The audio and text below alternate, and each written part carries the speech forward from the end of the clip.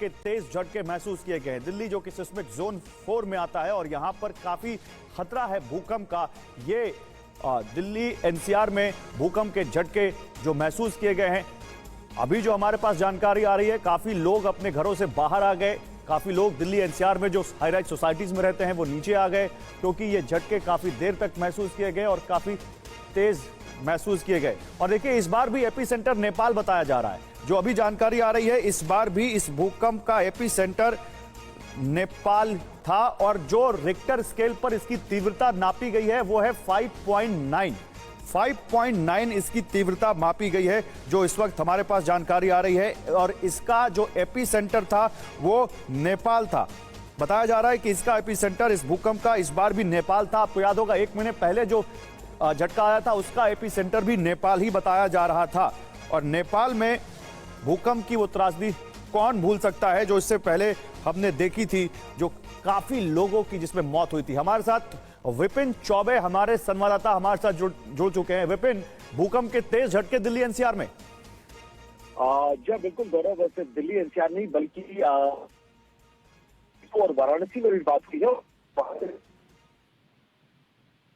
तेज किए गए हैं। मतलब ये चिंता की बात, अभी तक ये तो पता नहीं चल पाया कि कितना इसकी तीव्रता थी, लेकिन यही बताया जा रहा है कि जैसे पिछले जो भूकंप के केंद्र रहे हैं, नेपाल रहा है, वो ये भी उसी के आसपास कहीं है। लेकिन ये चिंता की बात जरूर है, पिछले कुछ दिनों में लगातार दिल्ली एनसीआर में खासतौर से इतनी तीव्रता के भूकंप के झटके लगातार एक के बाद एक आना। बिल्कुल, एक के बाद एक लगातार भूकंप के झटके आना। और पिछले 1 महीने में देखें तो ये तीसरा झटका है और ये सबसे तेज झटका है। जैसा कि राहुल बता रहे हैं कि दिल्ली एनसीआर की जो हाई राइज सोसाइटीज हैं, हाई राइज अपार्टमेंट्स हैं, उनमें इनके झटके ज्यादा तेज महसूस किए गए हैं और लोगों को लगा जैसे उनको चक्कर आ रहे हों। और जो ड्यूरेशन थी वो भी काफी देर तक थी इन झटकों की। और ये तस्वीरें आप देखिए, हम आपको दिखा रहे हैं दिल्ली एनसीआर में भूकंप के झटके। रिक्टर स्केल पर इसकी तीव्रता 5.9 बताई जा रही है और नेपाल में इसका केंद्र था। राहुल, नेपाल का जो भूकंप है और इससे पहले आप देखें तो जो कुछ लगभग महीने पहले। डिलीवरी जॉब ढूंढ रहे हो? अब घर बैठे कोई भी स्विगी का डिलीवरी पार्टनर बन सकता है। कमाओ 25,000 रुपए महीना तक और 3,000 तक ज्वाइनिंग बोनस। वेट मत करो, अभी अप्लाई करो। स्केल पर तो निश्चित तौर पर इसका नुकसान नेपाल में है। तो इसके अभी तक के जो इसका इतिहास देखें तो वो नुकसान देखने को मिलता रहा है। ऐसी स्थिति में ईश्वर से प्रार्थना तो यही है कि किसी तरीके का नुकसान ना हो, लेकिन फिर भी इस तीव्रता के भूकंप हमेशा कोई ना कोई बड़ा नुकसान पहुंचा करके जाते हैं। पर जो बात गौरव है वो चिंता की सबसे बड़ी यही है कि इस रीजन में बार बार इस तरीके के भूकंप का आना ये अलार्मिंग है।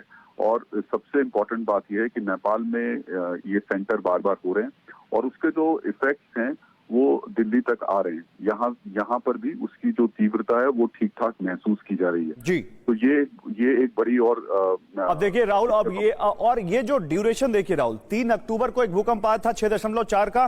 15 अक्टूबर को एक और भूकंप आया था जिसकी तीव्रता 3.1 मापी गई थी शाम को 4:08 में और फरीदाबाद में इसकी बताया गया था कि सेंटर था। तलाश में अपने अपने घर और उसके बाद जो है वो लोग अपने अपने घरों से वापस बाहर की तरफ आ गए। और अभी जो है हाई राइज बिल्डिंग्स को लेकर, जो लोग हाई राइज बिल्डिंग्स में रहते हैं उनको लेकर काफी डरे हुए थे। पैनिक सिचुएशन यहाँ पर है कि किस तरीके से लोग जो है वो काफी ज्यादा पैनिक हो गए थे, क्योंकि ये जो झटके थे ये काफी ज्यादा तेज थे और उसके बाद लोग जो है वो पैनिक हो गए। उसके बाद यहाँ पर लखनऊ में भी आप देख पा रहे होंगे कि लोग जो है हाई राइज बिल्डिंग से, अपनी अपनी सोसाइटी से, अपने अपने घरों से बाहर आ गए हैं। जी बिल्कुल, और ये तस्वीरें अब दिल्ली और एनसीआर के कई इलाकों में भी आम हो गई हैं और दूसरे यूपी के कुछ और शहरों में भी आम हो गई हैं, जो प्रीति आप दिखा रही हैं। और ऐसा लग रहा है कि ये झटके जो इतनी जल्दी आ रहे हैं अब ये बहुत डरावने हो चुके हैं। पुनीत, क्या कहना है सेस्मोलॉजी डिपार्टमेंट का इस बारे में और क्या जानकारी मिल पाई है इस भूकंप के बारे में?